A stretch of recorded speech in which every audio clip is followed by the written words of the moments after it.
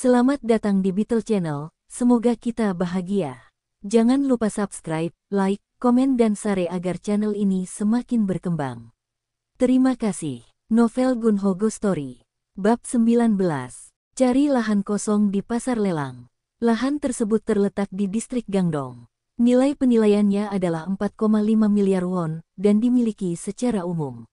Distrik Gangdong kemudian Pengadilan Distrik Seoul Timur akan menangani kasus ini. Oke, saya akan menanganinya. Setelah menghabiskan beberapa waktu, manajer Kang mencetak informasi terkait dan membawanya ke Gunho. Tanahnya 200 pyung, letaknya di jalan raya, wajar saja banyak investor yang berminat. Namun, tanah itu dimiliki secara sewa-menyewa, jadi tidak akan laku pada percobaan pertama atau kedua di lelang. Berikut adalah pernyataan tentang status tanah saat ini dan peta kadasternya untuk referensi Anda. Bisakah Anda membawa registrasi real estate dan kadaster tanah itu, dan pergi mengunjungi tanah itu? Oke, saya akan memotretnya, dan akan memeriksa apakah ada penyewa. Tanah itu kosong. Bagaimana mungkin ada yang menghuninya? Tidak ada apa-apa di tanah itu. Bisa saja. Ada yang membawa tenda dan berjualan di sana atau ada pula yang menumpuk barang-barangnya di tanah. Kalau saya lihat di peta kadaster, tanahnya di jalan raya, lokasinya bagus sekali. Jadi ada kemungkinan ada orang yang sedang menggunakan lahan tersebut. Begitu. Tolong selidiki secara menyeluruh. Catatan Galbitang, Sub Iga Pendek Korea. Gunho menerima telepon dari Sukho yang menjalankan bar di Jalan Gyeongridan. Gunho. Ini aku, Sukho.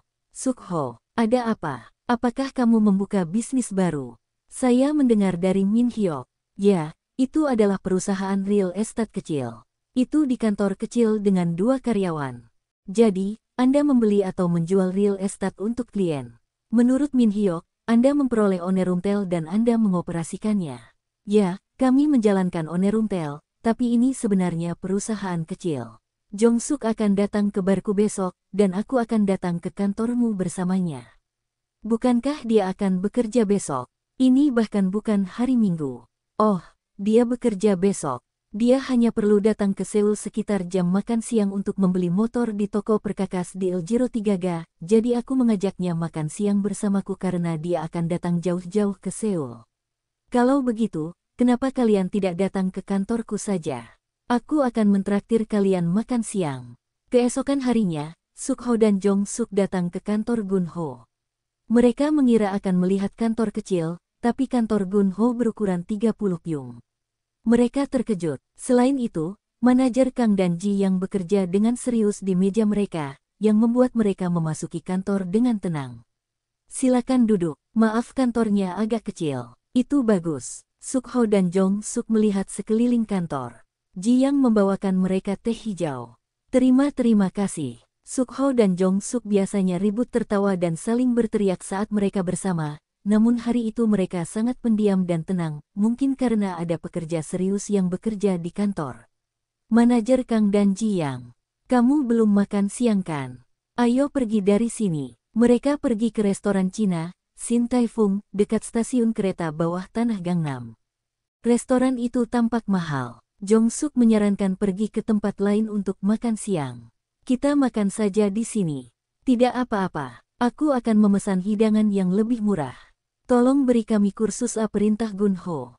Xiaolongbao, udang dan sayuran, dan lumpia disajikan di atas meja. Ayo kita minum bir juga. Jong-suk dan Sukho sedang makan tanpa berkata apa-apa. Ada apa dengan kalian? Jong-suk, jangan bertingkah lucu. Kamu seharusnya banyak bicara. Oke, kawan. Tapi akhir-akhir ini, kamu bergerak maju terlalu cepat. Kamu sepertinya orang lain, bukan saudaraku. Aku merasa agak sulit berada di dekatmu. Apa yang kamu bicarakan? Aku belum berubah. Aku masih Gunho Go yang sama, kawan. Sukho bertanya sambil menikmati Xiaolongbao. Bukankah onerumtel di daerah Gangnam mahal? Min Hyuk bilang kamu punya lebih dari 1 onerumtel di daerah itu. Kamu kaya, kawan. Tidak, ada banyak sekali orang kaya di Gangnam. Mungkin aku harus menjual bisnis barku dan mulai menjalankan onerumtel. Berapa harga tempat Min Hyuk bekerja sebagai manajer perumahan? Harganya sekitar 300 juta won. Saya punya 3 onerumtel, 1 di kota Bangbae, 1 lagi di kota Seoho, dan yang terakhir di kota Daechi. Harganya hampir 900 juta won. Apa, 900 juta won? Jong-suk dan Suk-ho tercengang. Gun-ho berpikir dalam hati, jika kamu tahu aku punya uang tunai 16,4 miliar won, kamu akan pingsan. Astaga, menurutku kamu adalah pria paling sukses di antara teman-teman SMA kita. Tidak, menurutku tidak. Ada Won Chul-jo yang lulus dari Universitas Yonsei, dan dia bekerja di sebuah perusahaan besar. Juga, bagaimana dengan Byung Tae-wang? Dia lulus dari KAIST dan dia bekerja di sebuah fasilitas penelitian di Pangyo. Saya tidak bisa bersaing dengan mereka. Tidak, mereka hanya seorang karyawan yang mendapat gaji tetap dari sebuah perusahaan. Haha, hentikan omong kosongmu, minumlah birmu. Gun-ho menuangkan bir ke gelas Suk-ho. Kak, apakah kamu masih tinggal di Yongdeungpo? Agak jauh untuk pulang pergi dari sana. Tidak, aku sudah pindah. Kemana? Di sekitar sini. Ya, di kota Dogok. Saya membeli sebuah kondominium. Kamu membeli kondominium. Yang mana? Tower Palace di kota Dogok. Saya membelinya di pelelangan. Apa? Tower Palace. Jong-suk dan Suk-ho saling memandang dengan heran. Kondominium itu sangat mahal. Bagaimana dengan orang tuamu? Apakah mereka masih tinggal di Juan, Incheon? Tidak, aku juga membelikan mereka sebuah kondominium. Mereka sekarang tinggal di kondominium Hillstead di kota Gueol. Luasnya 50 pyung. Benar-benar. Jong-suk menumpahkan birnya sambil mendengarkan Gun-ho. Jong-suk dan Suk-ho terus makan dengan wajah mengeras. Setelah makan siang, Gun-ho kembali ke kantornya dan mulai membaca koran hingga dia tertidur. Dia terbangun ketika teleponnya mulai berdering. Telepon itu berasal dari nomor yang sangat panjang, itu mungkin panggilan internasional. Pising suara. Gun-ho mengabaikan dan mengklik tombol tutup. Telepon mulai berdering lagi dari nomor yang sama. Siapa sih? Halo. Oh, Gejin Hao. Gun-ho Go dalam bahasa Cina sudah lama sejak Gun-ho mendengar namanya dalam bahasa Cina. Ni Sinaweya. Siapa yang memanggil? Oh, ini aku, Jin Wang. Profesor di Universitas Zhejiang. Tidak ada lagi terjemahan bahasa Mandarin dari sini. Oh, wow. Profesor Wang, sudah lama tidak bertemu. Bagaimana kabarmu? Hei, aku akan segera datang ke Seoul. Aku diundang oleh C-Media yang terkenal. Aku akan menghadiri forum ekonomi yang diadakan oleh C-Media. Oh, benarkah? Senang sekali. Ayo, kita bertemu dan ngobrol. Aku ingin bertemu denganmu, teman. Manajer Kang Danji yang menatap Gun-ho dengan heran sementara Gun-ho sedang berbicara di telepon dalam bahasa Mandarinnya yang fasih. Wah, CEO kita fasih berbahasa Mandarin. Mereka kagum dengan kefasihan Gun-ho berbahasa Mandarin. Gun-ho terus berbicara dengan Profesor Wang.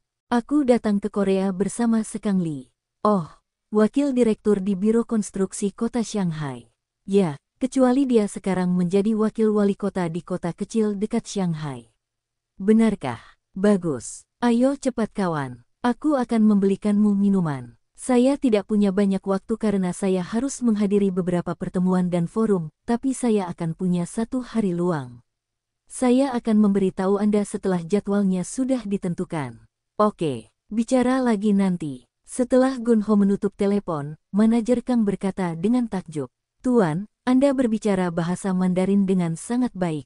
Tidak juga. Jika seseorang yang belajar bahasa Mandarin di perguruan tinggi melihat saya berbicara dalam bahasa Mandarin, mereka akan tahu bahwa saya tidak begitu fasih.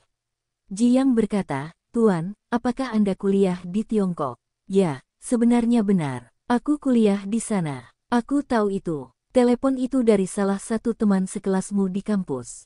Dia bukan teman sekelasku di kampus, tapi teman baikku akan segera datang ke Korea. Oh, kalau begitu temanmu adalah pengusaha. Tidak, sebenarnya yang satu adalah profesor di Universitas Zhejiang, dan yang lainnya adalah wakil wali kota di kota kecil dekat Shanghai. Mereka datang untuk menghadiri forum ekonomi yang diadakan oleh C-Media. Seorang profesor dan wakil wali kota. Manajer Kang Danji yang saling berpandangan dengan heran. Gun-ho belum memikirkan Tiongkok sampai saat itu.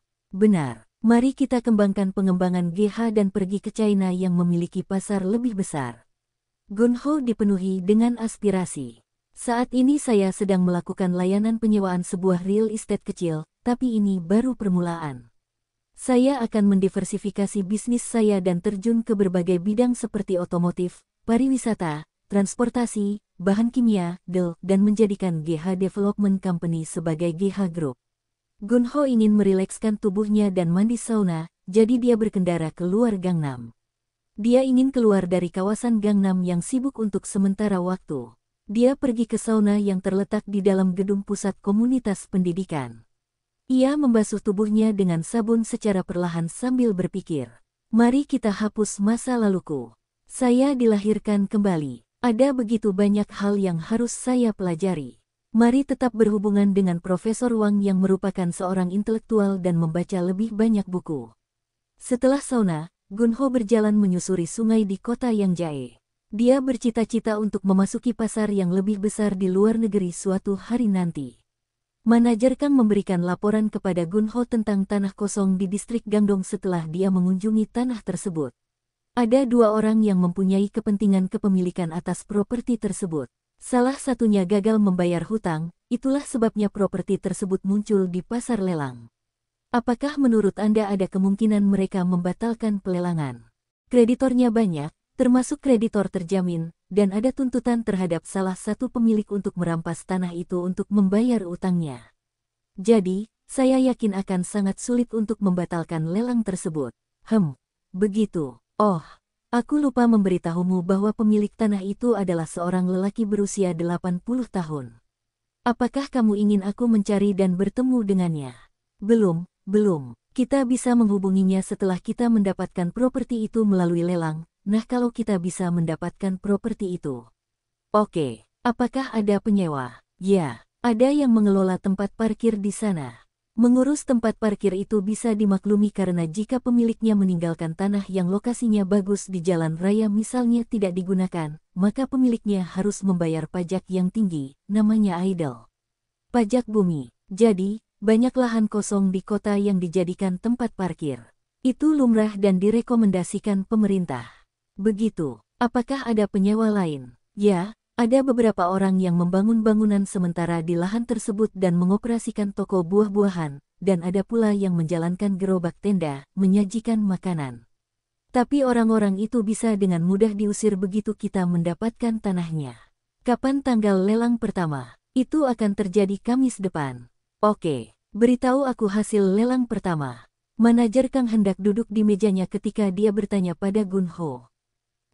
Tuan, ya, apakah ada hal lain yang ingin kamu sampaikan kepadaku? Perusahaan kami, GH Development memiliki modal 300 juta, dan memiliki aset 3 Onerumtels.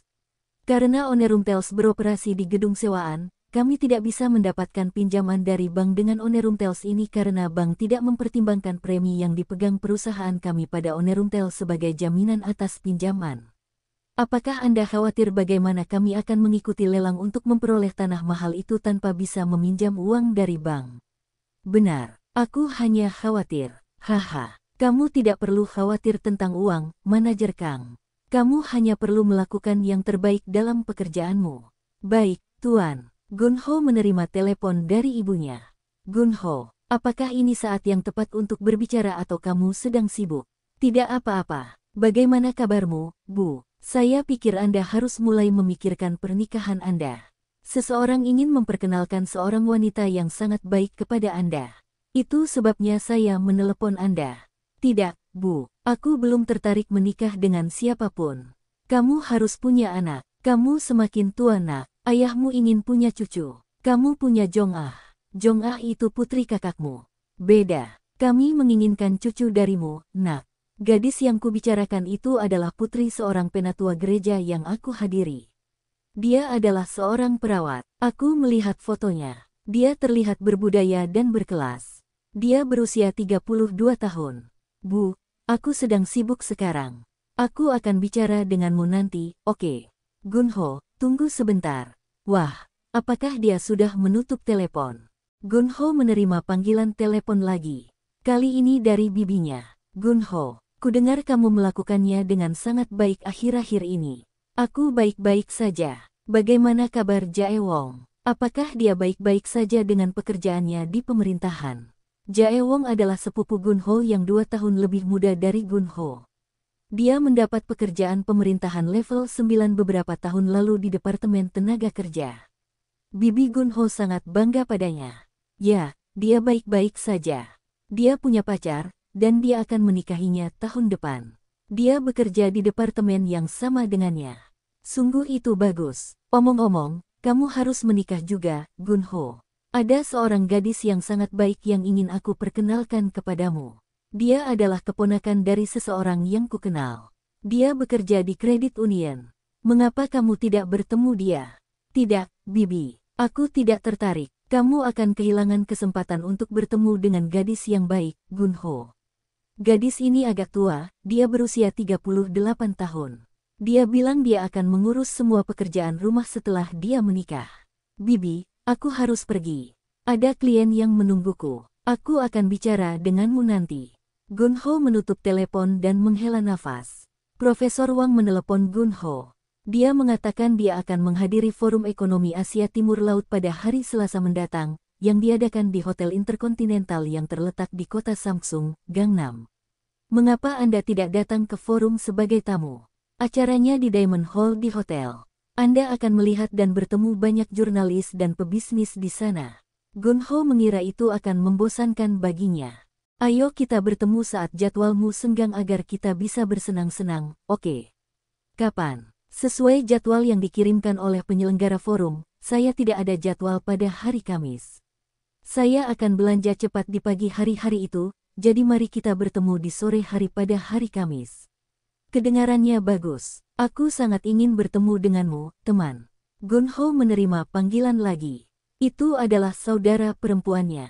Saya harap ini bukan tentang pernikahan lagi. Gun Ho enggan menerima telepon itu tapi dia tetap melakukannya. Gun Ho. Maaf jika aku mengganggumu. Adik Gun Ho terdengar sedih. Suaranya lemah. Tidak apa-apa, Kak. Ada apa? Saya harus pindah. Lagi. Kamu baru saja pindah ke tempat baru belum lama ini. Saya tahu. Pemiliknya meminta kami untuk mengosongkan apartemen tersebut. Putra mereka baru saja menikah dan putra mereka ingin pindah ke apartemen yang kami sewa. Jadi begitu. Jadi, aku tidak yakin apakah aku bisa menanyakan ini padamu. Katakan saja, Kak. Wah, katakan saja, Kak. Aku sedang sibuk. Apartemen yang saya sewa sekarang, sewa bulanannya 500.000 won dengan uang jaminan 10 juta. Sulit sekali menemukan apartemen dengan harga yang sama. Saya dapat menemukan apartemen dengan sewa bulanan 500.000 won, tetapi mereka semua meminta uang jaminan sebesar 20 juta won. Gun Ho mengira saudara perempuannya menceritakan semua detail ini kepadanya untuk memintanya meminjamkan uangnya. Adik Gun Ho terus berbicara. Jadi, karena Jong Ah tinggal bersama orang tua kita saat ini, bolehkah kamu pindah ke kondominium orang tua kita di kota Gweol untuk sementara waktu? Kondominium tersebut memiliki 4 kamar tidur dan beberapa di antaranya tidak digunakan. Saya pikir lebih baik Jong Ah juga tinggal bersama orang tuanya. Apa yang suamimu lakukan hari ini? Dia masih mengemudikan truk. Aku sudah memberitahumu ini sebelumnya. Kondominium itu adalah rumah orang tua kita. Kamu harus bertanya pada mereka. Aku sudah bertanya pada mereka, dan mereka tidak keberatan jika kita tinggal bersama mereka. Tapi mereka bilang padaku bahwa aku perlu mendiskusikannya denganmu karena kamu adalah pemilik kondominium itu. Aku baik-baik saja asalkan orang tua kita baik-baik saja. Terima kasih, saudaraku. Segera setelah situasi keuangan kami pulih, kami akan menemukan tempat kami sendiri. Aku tidak keberatan, Kak. Kamu boleh tinggal di sana selama orang tua kita menyetujuinya. Aku harus pergi sekarang. Gun Ho memikirkan situasi adiknya sejenak. Yah, mungkin lebih baik begitu. Kondominium itu terlalu besar untuk menampung 3 orang. Orang tuaku semakin tua dan mereka bisa sakit dalam waktu dekat. Jadi, kalau adikku tinggal bersama mereka, dia bisa merawat mereka. Bagus sekali. Saya sekarang bisa fokus pada bisnis saya.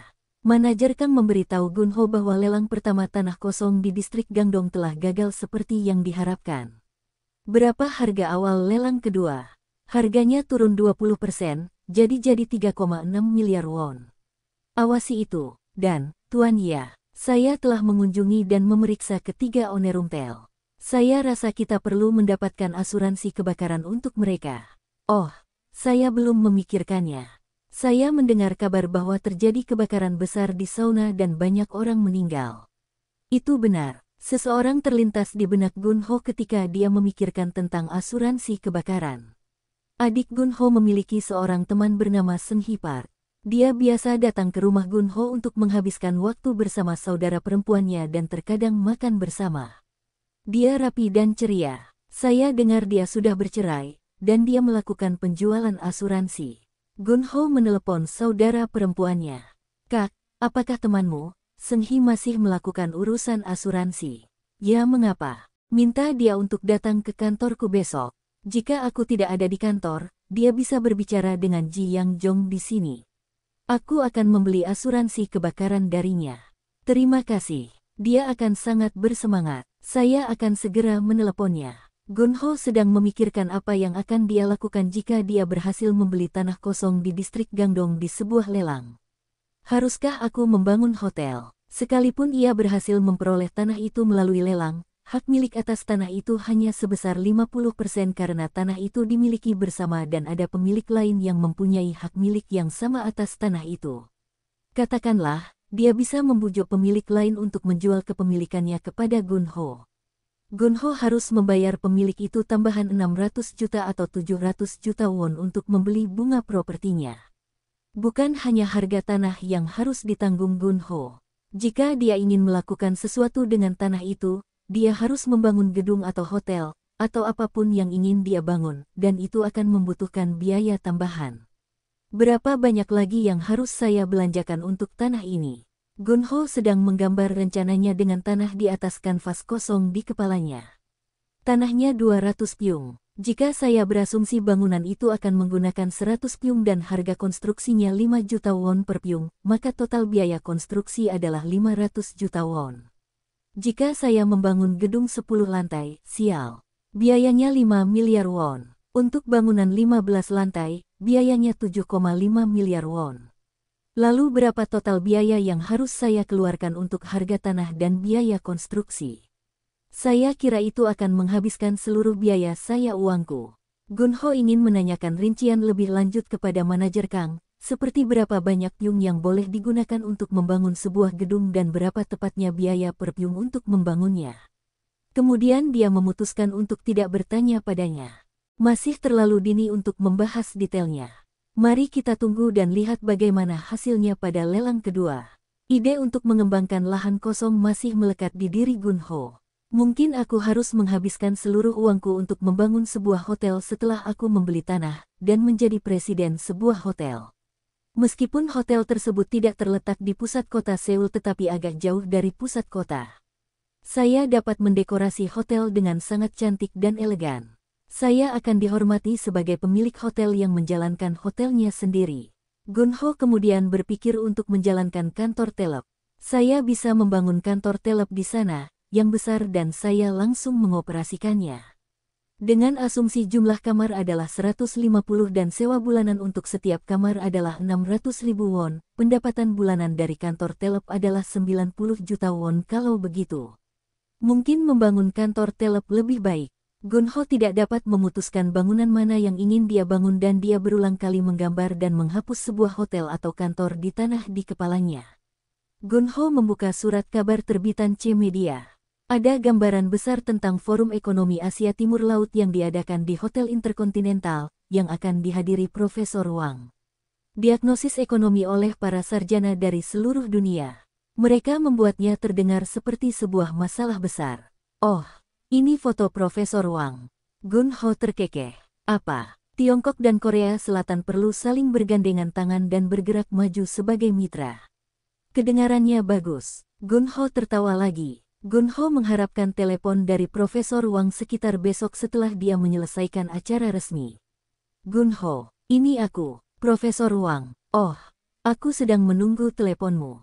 Datanglah ke hotel tempatku menginap. Aku tidak punya jadwal apapun setelah jam 4 sore besok.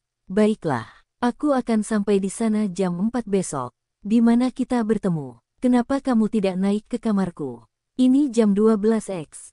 Oke. Sampai jumpa di sana. Gunho berencana membawa mereka ke restoran di Starfield COEX Mall untuk makan malam, dan kemudian dia ingin pergi ke suatu tempat yang sangat menyenangkan. Haruskah aku membawa mereka ke ruang salon tempat adik teman Sukho beroperasi? Dekat dari sini, Gunho menggelengkan kepalanya. Kita tidak harus pergi ke tempat semahal itu. Aku senang bertemu mereka, tapi ruangan salon itu terlalu mahal, bukan berarti kita bertemu untuk mencapai kesepakatan penting atau semacamnya. Gunho kemudian memikirkan bar rahasia di kota Hanam itu. Tempat itu juga mahal. Saya sangat menyukai suasana yang diciptakan bar tersebut, tetapi Profesor Wang dan temannya mungkin merasa tidak nyaman berada di bar yang terlalu mewah seperti itu. Gunho terus memikirkan bagaimana menemukan tempat yang bagus untuk bersenang-senang bersama mereka, besok setelah makan malam. Wah, aku tidak bisa memikirkan tempat yang bagus. Seharusnya aku sering makan di tempat yang bagus dalam keseharianku, jadi aku tahu kemana harus pergi setiap kali ada tamu di kota. Gunho memikirkan Sukho dari jalan Gyeongridan. Dia mungkin tahu banyak tempat bagus. Gunho memanggilnya. Sukho, ini aku, Gunho. Oh, Presiden Go, kenapa Anda menelepon orang yang rendah hati seperti saya? Sukho terkadang berbicara dengan cara yang menyimpang. Gunho tidak yakin apakah Sukho ingat apa yang dia lakukan ketika mereka masih di sekolah menengah, tapi Gunho masih ingat dengan jelas bahwa Sukho mengambil payung Gunho. Gunho mencoba melepaskannya karena hal itu sudah terjadi sejak lama. Saya punya teman yang datang dari Tiongkok dan saya ingin mengajak mereka ke tempat yang menyenangkan setelah makan malam untuk bersenang-senang. Apakah Anda tahu bar bagus mana yang bisa kami kunjungi? Itaewon adalah tempat yang tepat untuk itu. Ada banyak sekali tempat seperti itu. Jadi, yang mana yang kamu rekomendasikan? Berapa banyak orang yang akan pergi? 2. Ya, itu akan menjadi 3 orang termasuk aku. Apa pekerjaan mereka? Yang satu adalah profesor perguruan tinggi dan yang lainnya adalah wakil wali kota. Seorang profesor perguruan tinggi dan wakil wali kota. Maka Anda harus memilih tempat yang berkelas dan berkelas. Sebenarnya itu tidak masalah. Mereka adalah temanku dan kami semua seumuran. Benarkah? Bagaimana kamu bisa bertemu orang-orang seperti itu? Baiklah, coba kulihat ada satu tempat yang bagus. Namanya Arario. Ini adalah bar di mana Anda dapat melihat pertunjukan musik dan tari tradisional Korea sambil minum. Oh, mereka juga melakukan tarian drum tradisional Korea. Kedengarannya keren. Beri aku arahan ke bar itu. Seorang wanita memasuki kantor Gunho. Apakah Nona Ji Yang Jong ada di sini? Ya, itu aku. Ji Yang berdiri dan mengantar wanita itu ke meja rapat. Gunho memandang wanita itu dengan hati-hati, itu dia, teman saudara perempuannya, Seng Hee Park. Gunho berdiri dari tempat duduknya. Apakah kamu saudara perempuan Seng Hee? Ya ampun, Gunho. Wanita itu tampak terkejut melihat Gunho. Gunho juga terkejut karena dia telah banyak berubah. Dia dulunya adalah seorang wanita muda yang sangat rapi dan bangga. Sekarang dia tampak lusuh dan tua. Juga, Gunho ingat bahwa dia tinggi tetapi wanita di depannya saat ini tampak pendek. Lama tidak bertemu. Silakan duduk. Aku hampir tidak mengenalimu, Gunho. Kamu telah tumbuh menjadi pria yang gagah. Aku tidak akan mengenalimu jika aku melewatimu di jalan. Ji Yang membawakan mereka teh hijau. Di mana kamu tinggal, kakak Seng Hee? Saya masih tinggal di Bucheon. Kantor Anda terlihat bersih dan nyaman. Seng Hee melihat sekeliling kantor sambil menyeruput teh hijaunya. Adikku memberitahuku bahwa kamu menjual asuransi. Ya, kebetulan saya bekerja di bidang ini. Ini semacam pekerjaan yang bermanfaat. Perusahaan kami mengoperasikan 3 Onerumtels saat ini dan saya ingin membeli asuransi kebakaran untuk ketiganya. Anda dapat berbicara dengan Nona Ji Yang Jong mengenai detail lebih lanjut karena saya harus pergi sekarang. Saya punya janji dengan klien dari Tiongkok. Ji Yang menganggukkan kepalanya pada Seng Hee. Oh, kamu akan pergi. Tentu, aku akan berbicara dengan wanita ini kalau begitu. Senang bertemu denganmu lagi Gunho. Kamu terlihat lebih tampan dibandingkan saat kamu masih kecil. Seng Hee memandang Gunho seolah dia mengaguminya. Faktanya, Gunho menjadi rapi dan gagah akhir-akhir ini. Dia selama ini hanya mengenakan kemeja dan jas bermerek, dan bahkan kaos dan sepatu. Pakaian membentuk pria. Apalagi Gunho sudah rutin menerima perawatan kulit dari toko perawatan kulit. Dia tentu terlihat lebih baik. Kulitnya menjadi cerah dan dia tampak seperti seseorang yang belum pernah mengalami kerja keras seumur hidupnya karena dia dilahirkan dari keluarga kaya. Tidak ada yang bisa membayangkan bahwa dia pernah menjadi pekerja pabrik, melakukan pekerjaan kasar di sebuah pabrik kecil. Gunho pergi ke Hotel Intercontinental untuk menemui Profesor Wang. Pintu kamar Profesor Wang sedikit terbuka, menunjukkan bahwa dia telah menantikan Gunho. Jin Wang, lama tidak bertemu. Oh, Gejin Hao Gunho Go. Senang bertemu denganmu lagi. Mereka saling berpelukan. Hai, Presiden Go. Sepertinya berat badan Anda bertambah. Anda mungkin baik-baik saja di Korea. Kamu tampak hebat juga. Jadi, kamu sudah selesai dengan semua jadwal acara resmi. Aku punya 1 hari lagi. Wah, apa ini? Ada banyak sekali tas belanjaan di lantai kamar Profesor Wang. Iya, pagi ini saya berbelanja untuk keluarga dan teman saya di China. Produk Korea memang produk berkualitas tinggi. Profesor Wang mengacungkan jempolnya. Di mana wakil wali kota Sekang Li? Oh, dia menginap di kamar sebelah. Sepertinya dia sedang mengatur tas belanjaannya sekarang. Benarkah? Aku senang sekali bertemu kalian berdua. Ayo kita makan malam. Ini hampir jam makan malam. Ada banyak restoran enak di Starfield COEX Mall di sekitar sini. Tentu, tapi mari kita tunggu sebentar. Aku menunggu orang lain. Siapa ini? Dia temanku. Aku kuliah di Universitas Yale bersamanya. Dia orang Korea. Dia sedang dalam perjalanan ke sini. Benarkah? Apa pekerjaannya? Dia seorang pengacara. Dia kebanyakan berpraktek hukum internasional. Dia juga seumuran dengan kita. Gunho dan Profesor Wang menghabiskan beberapa waktu di kamar Profesor Wang sambil menunggu pria yang ditunggu Profesor Wang. Gunho berjalan ke jendela dan melihat ke bawah. Dia bisa melihat Bongensa. Profesor Wang mendatangi Gunho dan bertanya, Presiden Go, bangunan apa itu? Kelihatannya seperti rumah tradisional Korea. Apakah itu salah satu aset budaya? Profesor Wang menunjuk ke Bongensa. Tidak, ini kuil Buddha. Kuil Buddha, iya, namanya Bongensa. Kamu bisa berkunjung ke sana kalau lari pagi. Oh, adakah yang bisa masuk? Tentu saja, siapapun bisa masuk. Gratis. Saat Gunho dan Profesor Wang sedang mengobrol tentang kuil Buddha, seorang pria memasuki ruangan. Dia adalah pria yang tinggi dan langsing, tampan. Hei, pengacara Kim. Profesor Wang memeluk tamunya yang baru saja masuk ke kamar. Oh, ini Presiden Go yang saya ceritakan di telepon. Saya Yang Jin Kim. Senang bertemu dengan Anda. Gunho memberinya jabat tangan. Yang Jin mengeluarkan kartu namanya dari saku bagian dalam jaketnya dan memberikannya kepada Gunho. Gunho juga menyerahkan kartu namanya kepadanya. Pengacara di kantor hukum Kim Jong.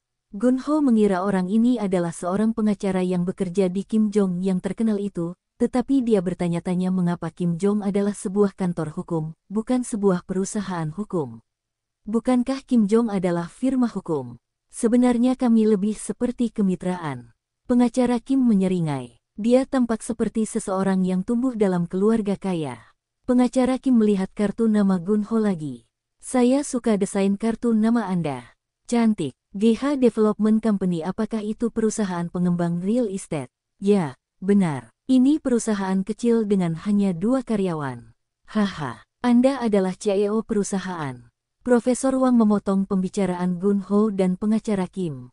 Hei, berikan juga kartu namamu kepadaku. Kalian berdua. Saat Gunho dan pengacara Kim menyerahkan kartu nama mereka kepada Profesor Wang, wakil wali kota Sekang Li masuk ke ruangan. Hei, Sekang Li. Oh, Gunho Go. Senang bertemu denganmu, kawan. Mereka saling berpelukan. Aku dengar kamu keluar dari posisi direkturmu dan sekarang kamu bekerja sebagai wakil wali kota di suatu kota. Iya, letaknya tepat di sebelah Shanghai. Bagaimana denganmu? Bagaimana kabarmu? Gunho memberikan kartu namanya kepada Sekang Li. Kartu nama Gunho ditulis dalam bahasa Korea di halaman depan dan bahasa Inggris di halaman belakang. Apakah itu perusahaan pengembang real estate?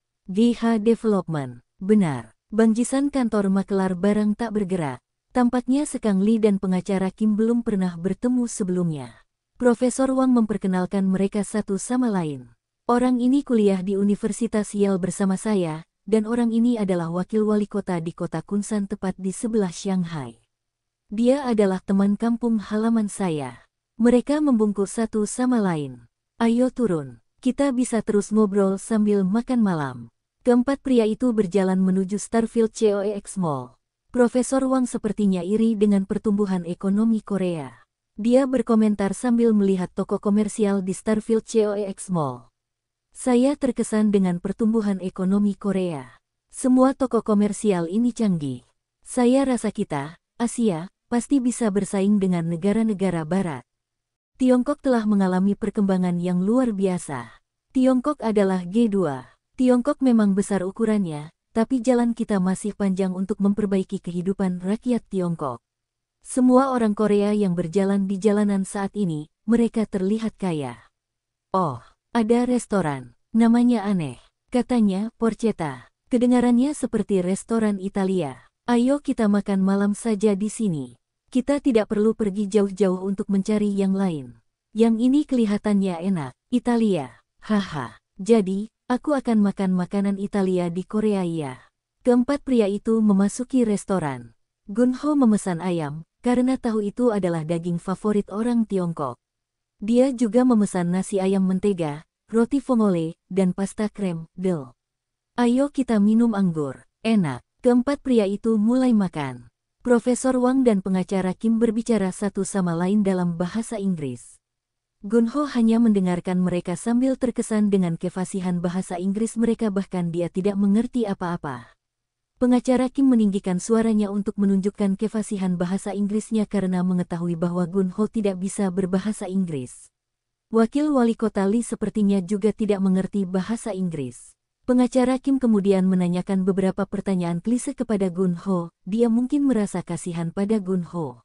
Jadi, di mana Anda tinggal, Presiden Go? Saya tinggal di kota Dogok. Oh, aku tinggal di dekat kota Dogok, di kota Daechi. Orang tuaku tinggal di kota yang sama di sebuah kondominium Mido. Kamu tinggal di kota Dogok, lalu apakah kamu tinggal di Tower Palace?